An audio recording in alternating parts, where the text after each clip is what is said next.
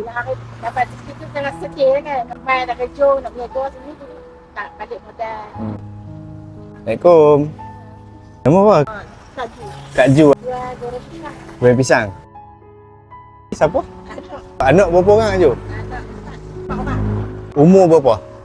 Tahun 15. Yang Ha? kedua 9 tahun. Yang kedua 9 tahun. Yang ketiga tahun 5 bulan. Yang setahun 5 bulan tu siapa jaga? Mak rasa kau dah baik panjang main jaga sini. Berapa minit 20. 20 minit. Suami ambil kasihan. Oh, ambil. Layan lah. Suami nelayan. Layan. Kenapa Kak Ju masih kuat untuk berniaga lo ni?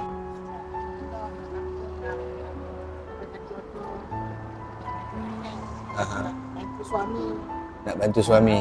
Cukup makan lah, boleh lah. Niaga ni biasalah, ada hari boleh, ada hari yang takdir, ada hari ada orang, ada hari ada orang. Bila hari dapat rezeki tu tengah sedih kan. Main nak kerja, nak berniaga sini tu tak balik modal.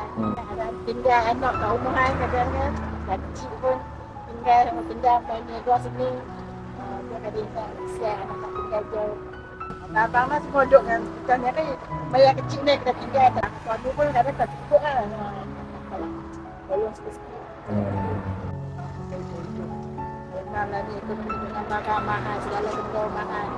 Dan juga naik apa, semua lah. Memang sakit saya klik tadi. Anak-anak ni nak kena sanggup ada orang lagi, dia sekolah lagi. Dia sanggup pergi menjaga jauh tu, nak macam mana dia rezeki kita. Saya doakan Kak Ju sihat, dimurahkan rezeki, doakan semua sihat lah. Terima kasih.